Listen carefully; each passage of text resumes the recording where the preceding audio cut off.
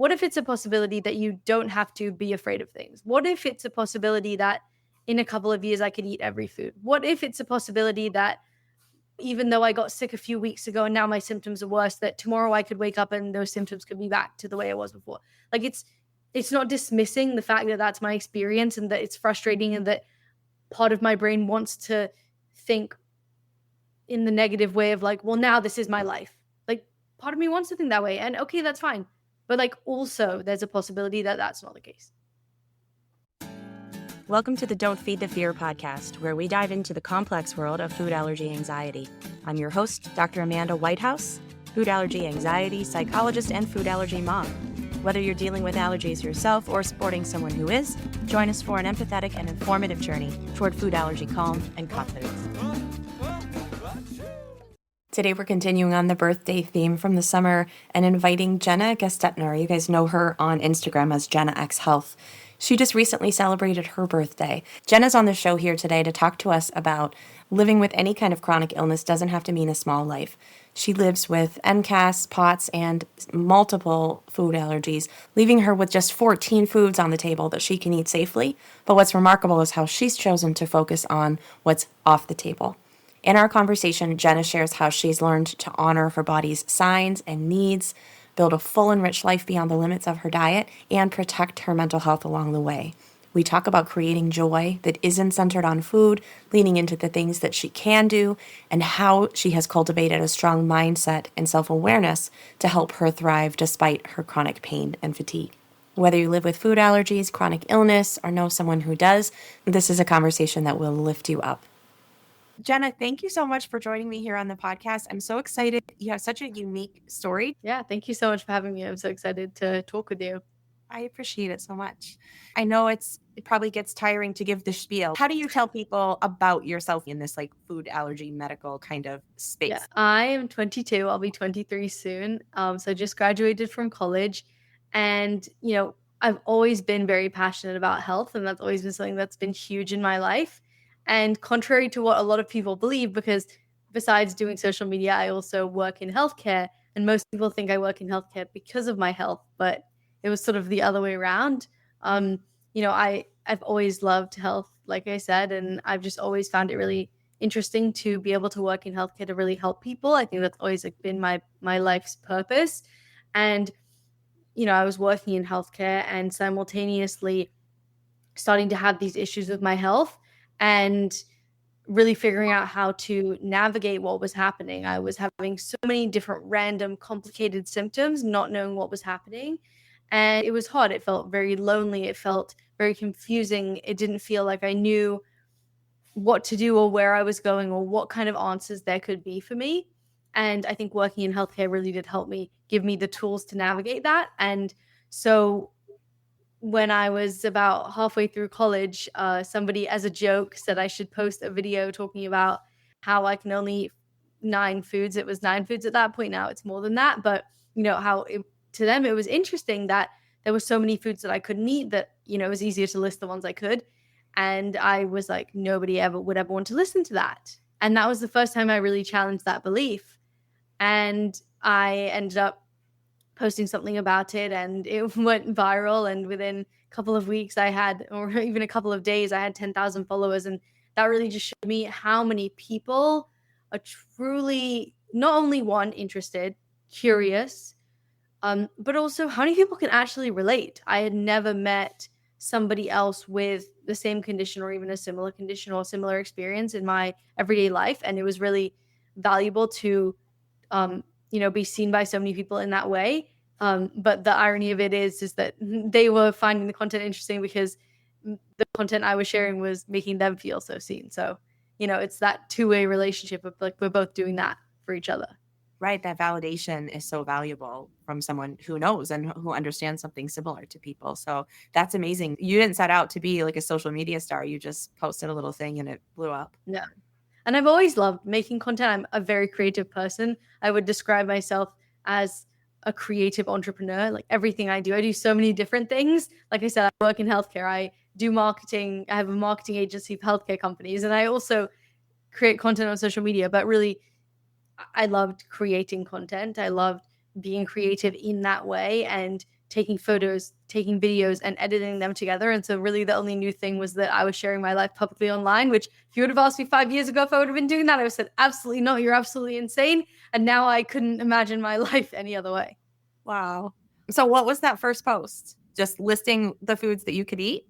No, so there was like a time period before that. So what actually happened was I was in a class where we had to make a video for our assignment. It was a filmmaking class, and my group decided to make a video talking about the foods that I can eat and why that was the case. And so that was what sparked that initial curiosity around the topic. And then, the idea around sharing my life online or sharing these things online came up. And so 2 to 3 posts were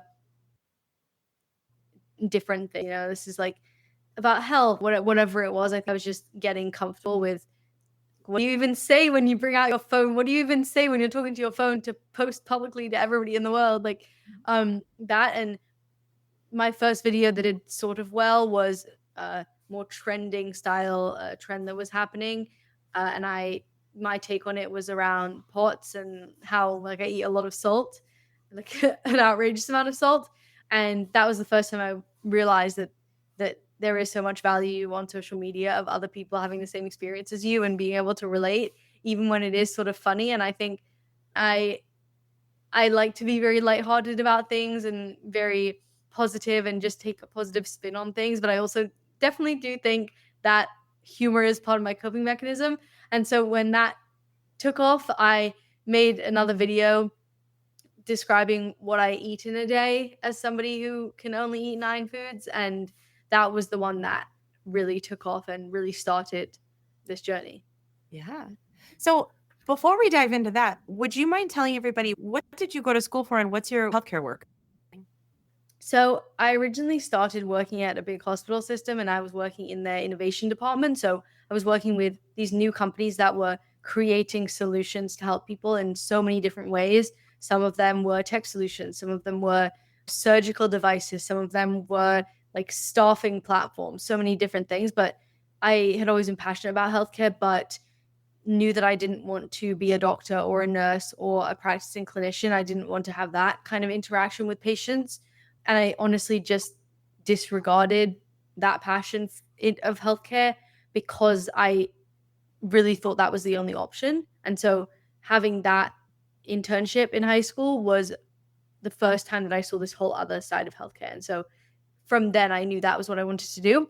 What I studied is my major was arts, technology, and the business of innovation, which is really just a fancy way of saying design and business. But I really focused on healthcare, and my senior capstone, they don't call it a capstone, but that's basically what it is, was all about basically researching and understanding and presenting on why I truly believe that the thing that could make the biggest change in healthcare is marketing. I think marketing is a very underused tool in healthcare as an industry. And I think it has the biggest potential to create change because of how much people value community and being seen and being understood. Just like I was talking about what I do with my content, I think companies can do that too. And I think sometimes they don't think they have the power to do that, but they really can. And so I focused on that in college, and that's also what I do with my marketing agency. I'm not on that end. Obviously, I'm in mental health. I don't know a lot about business and marketing, but that seems so true to me of every health area. All of the things that we're going to talk about today, like food allergies and POTS and all of these chronic medical things that people deal with, I think have a marketing issue in terms of getting people to understand new research that's coming out and new practices and what can help them. And would you agree? Yeah, and I think this was something I found a lot in my research as well, which I already had a inkling that this was the case, but I think especially in healthcare compared to other industries, marketing has been seen as sort of like an icky thing. Like, why are they trying to sell me on something that's like essential to my life or my health? And I think there are two things. One, not every part of healthcare is essential. There are a lot of choices that we make. Even if it's essential for you to take a medication or do a treatment, there might be multiple options. And I think it's companies' jobs to present those options in a way that's exciting and enjoyable for us and to educate people. And I don't think marketing has to be all sales. It's education, it's community, it's connection. Yeah, and validation, like you said, is part of Mhm. that connection. So, is that what you're planning career-wise? Are you continuing on in that route? Do you have a new job that you're starting now that you've graduated? I mean, I basically tell people that it's not really that much different. People have been asking me, how does it feel to, be graduated? When are you starting work? And I'm over here being like, I've been working full time for almost a year and a half already. So not really much is changing besides having a proper weekend because I now actually have the time to take a weekend because I don't have school on top of everything. But I'd say three main things I'm doing now is one is the marketing agency, two social media, and then I'm also starting another health app, which we won't get into that, but coming Okay. soon. Coming soon. We will follow you and we'll talk later about how people can find you so that they don't miss that. And you have an accent that sounds to me like you're not originally from Los Angeles? Yes. So I was originally born in London and I moved to Los Angeles when I was pretty young and I've lived here ever since. And I decided to stay here for college. I went to USC. So I love the weather on the West Coast. Why don't you tell everybody why is there this young woman here who can only now it's not 9 anymore. You said it's up to how many foods can you eat now? 14. 14. Okay. And why is that? So I have a condition called mast cell activation syndrome. And mast cells are part of your immune system. The most common knowledge around allergies is around histamine, right? Basically what happens is the histamine gets released and that causes all those symptoms that cause an allergic reaction. But in people with mast cell conditions or MCAS, which is what I have, the mast cells release histamine among with hundreds of other mediators that there are. But they release them way too often in response to way too many things that should be safe. It's like your body is misinterpreting things as being dangerous. And so it causes me to react to most foods. But it's not just foods. I react to fabrics, I react to certain fragrances, I can react to temperature changes, pressure changes, so many different things. And it makes me have all these different symptoms that can happen in any system of my body in response to so many things. And it can change as well, like from one day to the next. I could get sick and it could get worse. And it's very complicated. And I think that's why, one, it's so hard to diagnose, and two, it took me so long. I don't know if I mentioned this, but I had these problems since like basically the day I was born. I had these strange, mystery, unrelated health issues. But when I was 18, that's when I really got a diagnosis and figured out that these are all explained by MCAS. And, it is just so hard because they relate to so many different systems of the body. And I think MCAS and mast cell conditions have gotten a lot more recognition over the past few years. But before that, I think commonly allergists would see allergy symptoms and they either say you have allergies or not. And because I had never had anaphylaxis, my allergy symptoms were not considered allergies. They were considered sensitivities or intolerances when in reality they weren't. They were allergies. It was my immune system responding, not my GI system. But it didn't get recognized because it wouldn't come up on skin tests because they weren't IgE mediated allergies, which is what all those skin and blood tests test for. They were mast cell reactions, and that's what took so long for it to get diagnosed. That's what makes it so hard to see, and it is invisible. You can't see that. The old diagnostic criteria was very outdated, and I actually wouldn't have met the old diagnostic criteria. So that was part of the Okay. problem, was that when I was going to allergists, a lot of them was even though the new diagnostic criteria was approved, they were still following the old one, which I didn't meet. And I believe the new diagnostic criteria might have been published in 2020, maybe 2019, and I was getting diagnosed early 2021. Okay. Yeah. And that's around the time when I started hearing people talk Yeah, about MCAS, even though I've been working in food allergies since like 2012, not medically, but mental health wise. I don't feel like I heard people talking yeah. about it until around COVID time, it Yeah, seems like. exactly. And I think part of that Okay. actually came from there have been studies done on long COVID and MCAS and some connections between that. And I think that probably helped the fact there was being research done on that to bring more awareness to mast cell conditions. Okay. So despite not meeting the criteria, what was going on when you were really young that seemed unrelated and I mean, it unexplainable? was just lots of different things. The way that we framed the stuff back then was very different because we didn't have this information. But now looking back, it was, you know, having a lot of eczema and having very sensitive skin, having a very sensitive stomach, always reacting weirdly to things. When I was a baby, I couldn't tolerate anything at all. Um, Having constant ear infections, always getting sick, like all these just things that just really made me get labeled as like sensitive. But it was never a big problem. It was never severe enough. And that's the thing that I always say. And I think this is a very hard place for people to be in.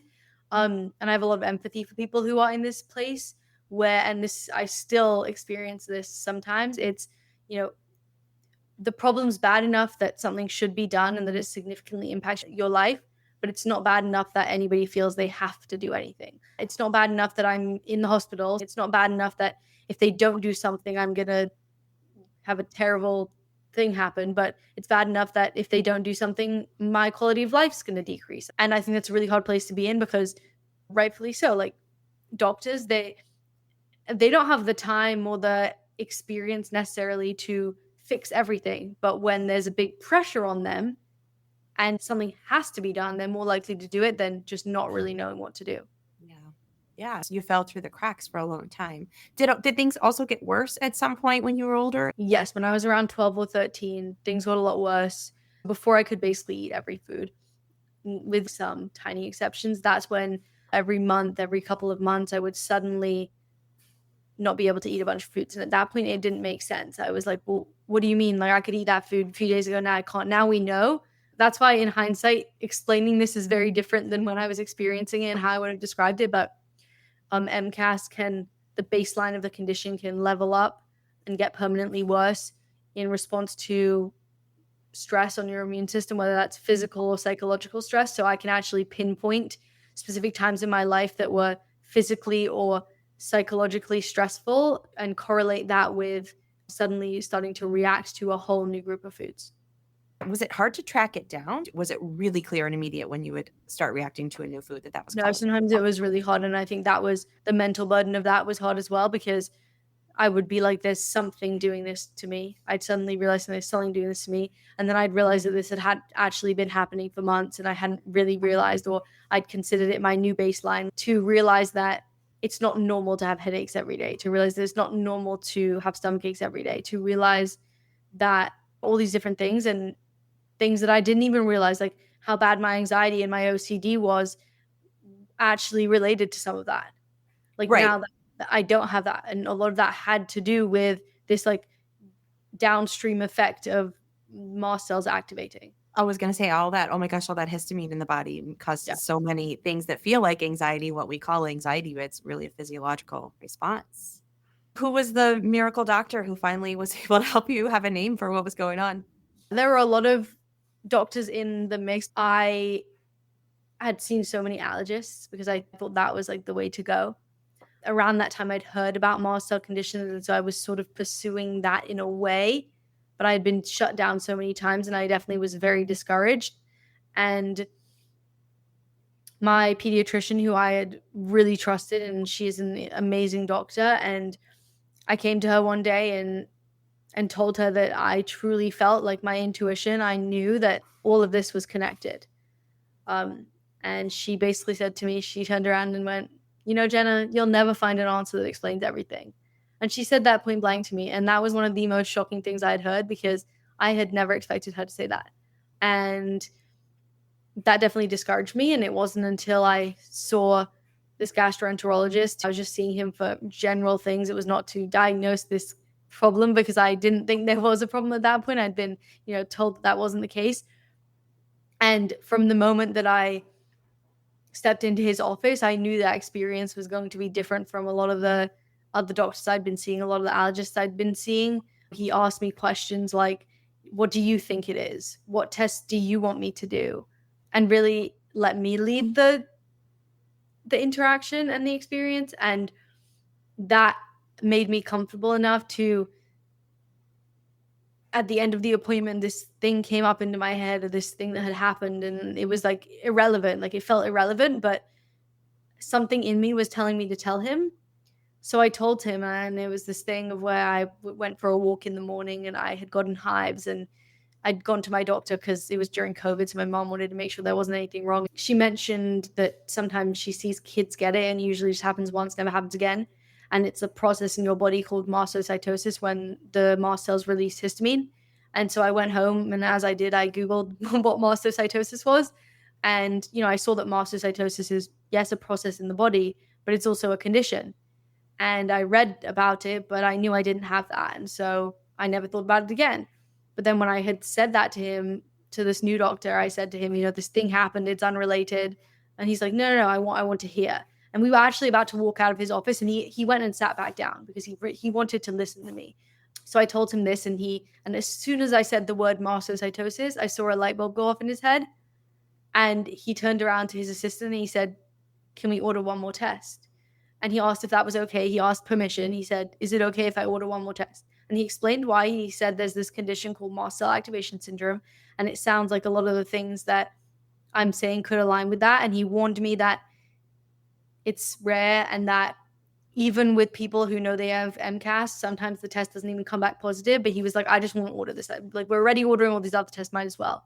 Long story short, it came back positive, and he was like, look, I am not an expert. I can't diagnose you with it, but I think this is a really good start. And if it wasn't for him, I would have never found a doctor who could diagnose me during COVID, found an MCAS specialist, which at the time was very difficult. Now there are a lot more people. At the time, I found two, one in LA, one on the East Coast. And the LA one had like a 9-month wait. So yes, I did end up flying to New York in the middle of COVID. It was probably worth it, though, to get some answers finally after your whole life of wondering. So I follow you on Instagram. I'm too old. I'm not an Instagram person. I want to sit down and talk about the whole thing. So people will see a lot of this in your content. But can you just describe to us day-to-day life, now that you know what you're dealing with, how well managed is it, and what do you have to do to stay feeling as healthy and well as you can? I think in the past year, I've really realized how much of an impact your mind and your psychological, mental, and emotional health has on your physical health, especially with stress. I've always known that I've had anxiety, and I think that anxiety gave me this sense of control that I really needed. And that sense of control is the only thing that I felt was keeping me safe. And it made my life very well. I felt like it was very good, but it made my life very, what's the word? I mean, look, I probably would have said consistent, but now looking back, I wouldn't use the word consistent. I said no to a lot of things, especially in college. I said no to a lot of things. I felt like I couldn't do a lot of things. I kept myself very sheltered because I was worried that anything I did outside of my daily routine could be a risk. And not only did I feel like it could be a risk, but the mental burden of trying to figure out, say I did do something different out of my routine and then something happened, it triggered a symptom or something, then I would rack my brain and spend all this mental energy trying to figure out what it was. And that was exhausting. And so I just decided that it was better not to do things.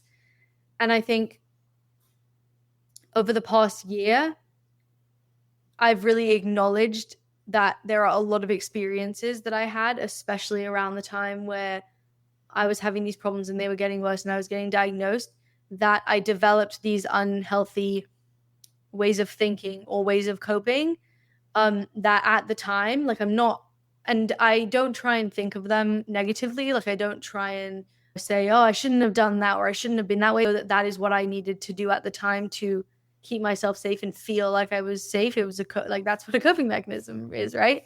But just realizing that I don't need them anymore. About a year ago, I had this moment, or, it was over the course of a month, but these moments of realizing that I'm in a place now where I don't need those anymore. I don't need those things to protect me.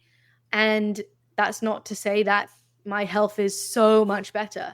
Honestly, my health is similar, maybe even a little bit worse. But I've realized that no matter what my health is at, I can make my life better by working with my brain and working with what I have. The example that I always like to use is the control thing. I've said this many times. You wrote it down now. I like control. It's a very natural human response. Just to validate that for everybody. We all feel better when we have control. Exactly. But I realized that I was getting this was probably my second year of college.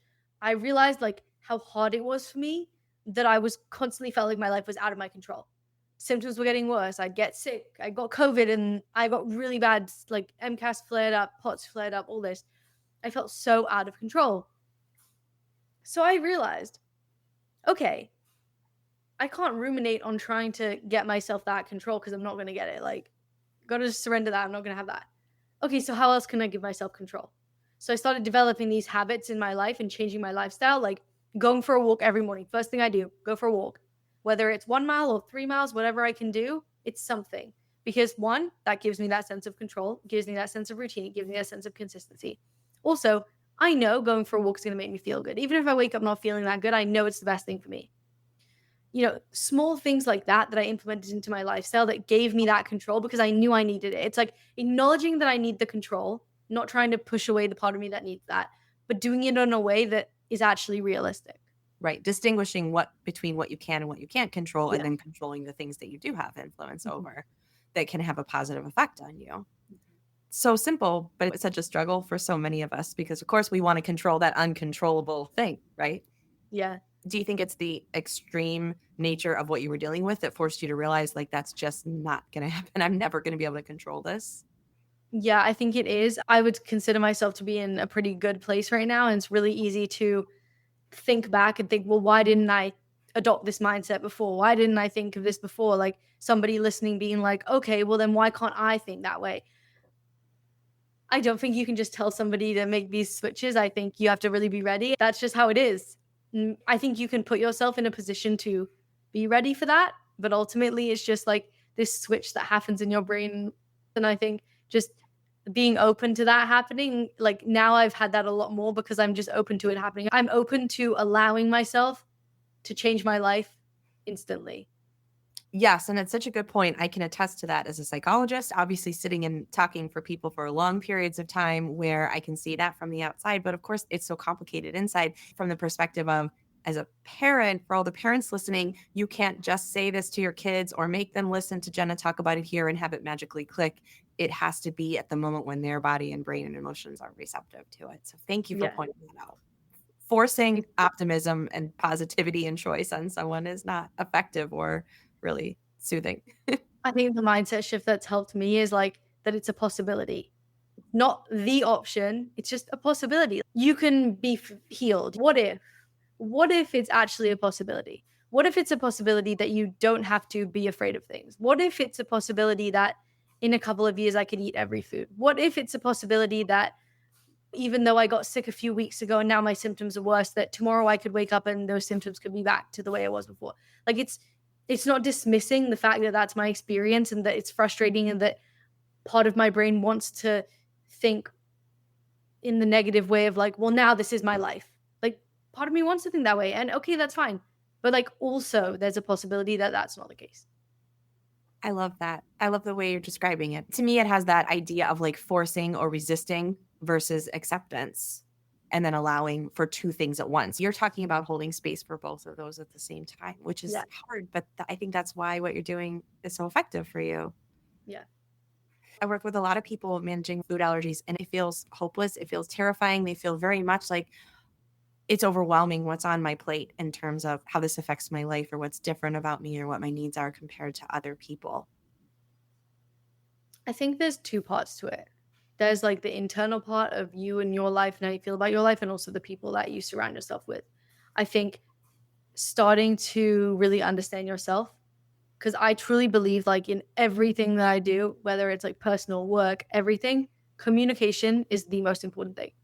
So I think learning to listen to yourself, learning to understand like what the symptoms are and also your emotions, and really listening to that, really honoring that, and then also being able to communicate that with other people. So for me in my life, that means um, really listening to my symptoms and what my body is trying to tell me, and also listening to how I feel about things, what triggers me, like maybe understand why it triggers me.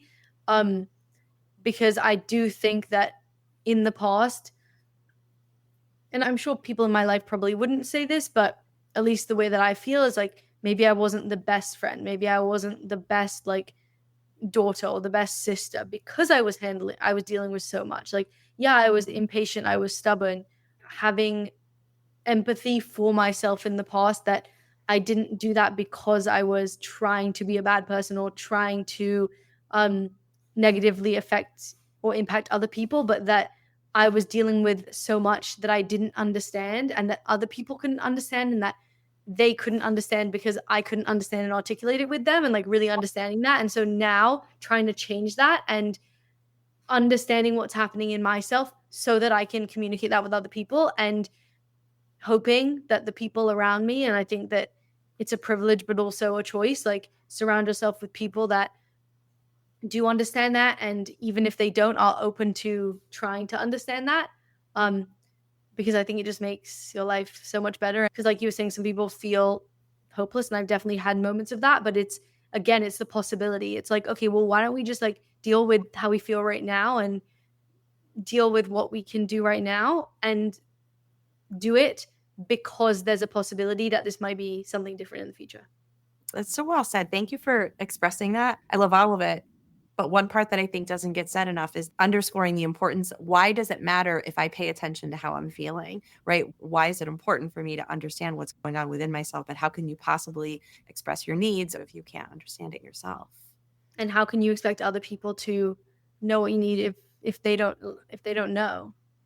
Right. I They can't always figure it out for you. You can't. Exactly. I always use the example. My family has been so amazing. Now that we all have this information, in really like sort of like rewriting some of the things that have happened in the past, and like and truly proving the sentiment that people do have like your best interest in mind, and the reason that they might act a certain way that might make you feel upset or make you feel like they don't care is only because there's some misunderstanding going on. And the example I always use is, I used to, when I was learning to drive, like my dad we'd be going out, okay, like you drive, right? Makes sense. Like parent wants the kid to practice to drive.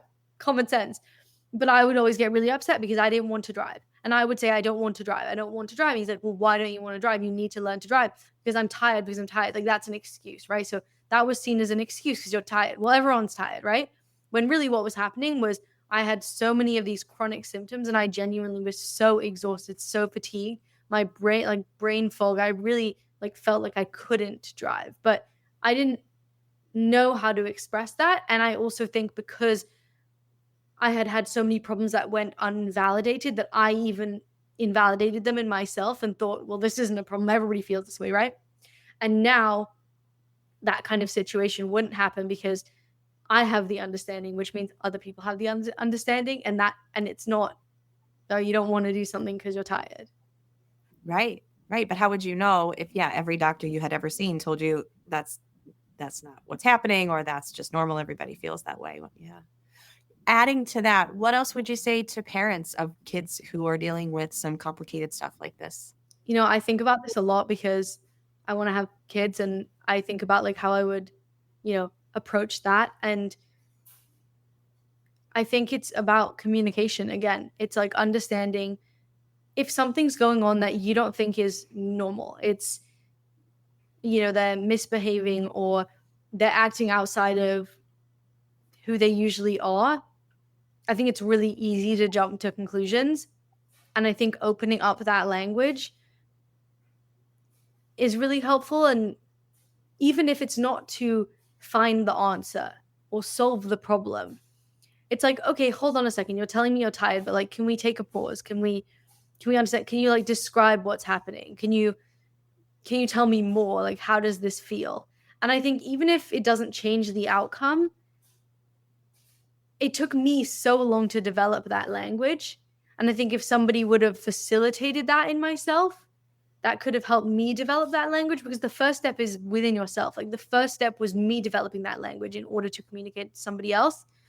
And I think sometimes the fear is, okay, but what if they like make it up? Like, what if they're saying they don't want to unload the dishwasher and then you go and ask them and they make up more excuses? And what I would say to that is, I don't think inherently children like are trying to make up excuses. And especially if you open that language and they genuinely feel that you care and want to help them. I personally, look, I know I was a very well behaved child. I will admit, like I was always very well behaved. Um, And my parents had a lot of trust in me, so I think some of that stuff like did go with that. But I think inherently, especially if you start at a young age, then there would be no reason to make up excuses because they know that when they need something, their needs will be met. So when the needs aren't as extreme, they don't feel the need to like try and get something out of it because there's that balance there. Right. And they know that you're going to listen and create the space. Then they have the room to develop that safely. And then they develop that trust in you that you are going to listen and take it seriously when there is something up they're trying Yeah, to explain. And you'll be better connected to your kid to know the difference, right? You've spent enough time listening to distinguish between them. exactly. And I think there's this protective mechanism that I certainly had and sometimes do still have. But if you're around people that where you know that your needs will be met if something happened, like I think a lot of people think like worst case scenario, whether they're aware of it or not. When you're around people where you know if this worst case scenario happened that you would be fully taken care of, you're much more likely to be open not only to enjoying an experience but also to giving some of your resources, whether that's time, energy, mental space, whatever it is, because you don't feel like you have to conserve it all for yourself just in case. And I think that's why a lot of times I was very reserved because I felt like I had to conserve it all in case because nobody else would be there. And that obviously wasn't the case. Like it wasn't that nobody else would be there, but it's that I felt that because I didn't know how to articulate my own needs. So I didn't have that assurance that other people would be there for it. And I think that's like something that we have to remember, whether it's a friend or a child or really anybody, really understanding what that person might be experiencing and not just assuming things. I'm sitting here smiling at you as you're talking because I know you've got your plans laid out and you know what you're good at and you know what you love, but you'd make a really good psychologist, Jenna, if you ever have any interest or decide to change gears. Yeah, you seem like you just have a natural knack, and maybe that's one of those unexpected strengths that you've developed because you've spent some time sifting through all of this. I do think that that skill has been strengthened because of all of this. Yeah. Yeah, it's obvious. I love the way that you're wording these things. I can tell already it's going to be a good episode, not just for parents to listen to, but like, hey, let's sit down and listen to this one together. Let's go for a drive. I want you to listen to this girl, Jenna, because it's different when it's coming from someone like you said, who gets it and has lived it. And I'll also be the first to admit that it's hard to be open and communicate with people. It can be a very vulnerable thing. And like, I'll even say that I think part of the reason my parents and people in my family or even my friends or people in my life have so much of an understanding now is because of some of the work I've done with social media, whether that's like they see a video of me talking about something that I probably wouldn't talk straight to their face about, or like on a podcast and they'll listen to it and they'll say something and I'm like, wait, did I tell you that? And they're like, yeah, you said it on a podcast. And I'm like, that's crazy that I like told however many people could listen to this that, but I wouldn't tell you. I just think it's sometimes it's hard to do that and it's hard to challenge like beliefs of a situation or beliefs of what somebody else might think or what you might think, but I can promise that it's worth it. And if there's like a bad response to it, then it's actually worth it because then you know that person doesn't have your best interest in mind. Absolutely. And you make a great point too about the power of indirect communication. You're talking about listening but sometimes it's really hard, especially for kids, but for everybody. If someone just sits down and says, "Tell me what's going on, how are you feeling?" Right? And for you found that indirect way to say it through some of the social media work that you're doing, but with kids to allow them to write it down, to play with kids indirectly, I think touches on what you're saying, letting it out in a way that feels a little bit less vulnerable because it's hard to just sit down and pour it all out right to somebody. Yeah. We haven't talked about the POTS piece of things yet. Do you mind sharing a little bit about that piece Yeah. of things? So I use the term POTS because it's what is well known, but I would say that my symptoms more align with like the general dysautonomia. So dysautonomia is like the umbrella term that POTS falls under. And for anybody who doesn't know, dysautonomia is the dysfunction of your autonomic nervous system. So the autonomic nervous system controls all the things that happen without you trying, like breathing, digestion, heart rate, all those different things. And POTS is postural orthostatic tachycardia syndrome. So essentially when you go from sitting to standing or you go from lying down to sitting up, your heart rate tends to spike much higher than most people's, and it can cause an imbalance in your system. And oftentimes that's due to different factors like blood pressure and all these different things. The way that I see it and I know some people believe in different theories or based on different evidence that they've seen, but how I see it is that it's very connected to MCAS and that there are mast cells everywhere in your body, including in the lining of all your blood vessels. And I definitely noticed that when my MCAS flares up, my POT symptoms flare up, and it's directly correlated. And that oftentimes an MCAS flare up, a mast cell reaction for me includes dysautonomia symptoms. And yeah, it definitely affects a lot of things in my life. And it affects generally like the way that I feel, the way that I live. It can affect my energy levels. It also can affect like how I feel mentally, especially when you feel like your heart rate, blood pressure, all these different things are spiking and you're having these like adrenaline spikes and things. It can definitely affect like your emotions and the way that you're able to think about things. Yeah, well, and your body interprets physical symptoms as emotions. So, as we talked about before, it's great that there's all this awareness of depression and anxiety symptoms, but sometimes a racing heart symptom is a physical symptom, physical condition. And yet our brain will still go, "Oh, I feel so anxious and uptight. What's wrong?" And try to search for the mental explanation. Sometimes our brain interprets physical symptoms as more than that. And I had actually been working out like every day, high intensity workouts, and I felt great. And it wasn't until somebody said something, it made me question. I was like, well, what if the adrenaline that I get from working out is sort of giving me a false sense of energy and a false sense of like well being? So I stopped working out, and the first few days were horrible, felt terrible. And then it started to turn around like the second week.